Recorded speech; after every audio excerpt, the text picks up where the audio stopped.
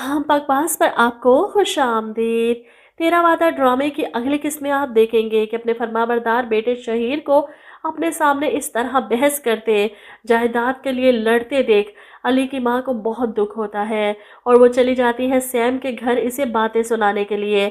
अब सैम के भाई बिलाल को तो पता ही नहीं था सैम की शादी का। शहीर की माँ को देखकर हैरान होकर कहता है, आपको गलत फहमी हुई है, मेरी बहन शहीर को नहीं जानती। जिस पर वो ताना देती है कि ये तो अपनी बहन से पूछो। अब सैम भी बिलाल के सामने इकरार कर लेती है शहीर से शादी का, जिस पर बिलाल नाराज होकर अपने कमरे में बंद हो जाता है। शहीर की वालदा के जाने के बाद सैम अपने भाई को मनाने इसके पास आती है। मेरी बात तो सुनो, एक बार मेरी बात सुन लो। जिस पर बिलाल भी चिल्लाता है, जिस इंसान की वजह से आपने अपनी जान लेने की कोशिश की, फिर भी आपने अपना लिया इसे, क्यों? आपने अपनी ज़िंदगी का इतना बड़ा फैसला कर लिया, मुझे बताना भी ज़रूरी नहीं समझा। सैम इसे कहती है, कैसे बताती बिलाल, तुमने मुझसे सारे रिश्ते जो तोड़ लिए थे। अब बिलाल अलग नाराज़ और शहीर की माँ तो साफ लफ्ज़ों में कह चुकी है कि मैं तुम्हें बहू के रूप में कभी कबूल नहीं करूँगी।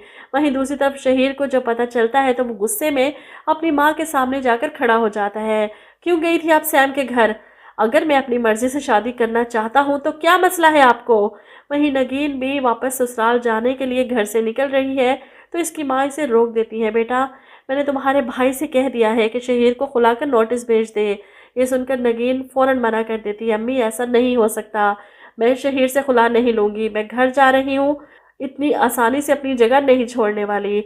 वो वापस चली जाती है, ये सोचकर कि इसकी सास सैम को न जाने क्या कहकर आई होंगी। शहीर की बातें सुनने के बाद इसकी नज़रों में अच्छा बनने के लिए वो इनसे कहती है, सही कह रहे हैं आप, इतना हक तो है आपको अपनी ज़िंदगी पर। मैं जानती हूँ अपनी जगह छोड़ना आसान नहीं, लेकिन मैं फिर भी सीमा को कबूल करने को तैयार हूँ।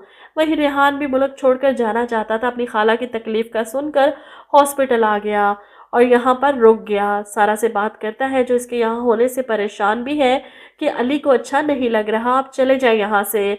जिस पर रेहान कहता है कि मैं जा ही रहा था वापस। ये रिश्ते भी कितने जालिम होते हैं, जो आपका दिल तोड़ने का सबब बनते हैं, इन्हीं को तकलीफ़ में देखकर परेशान हो जाते हैं।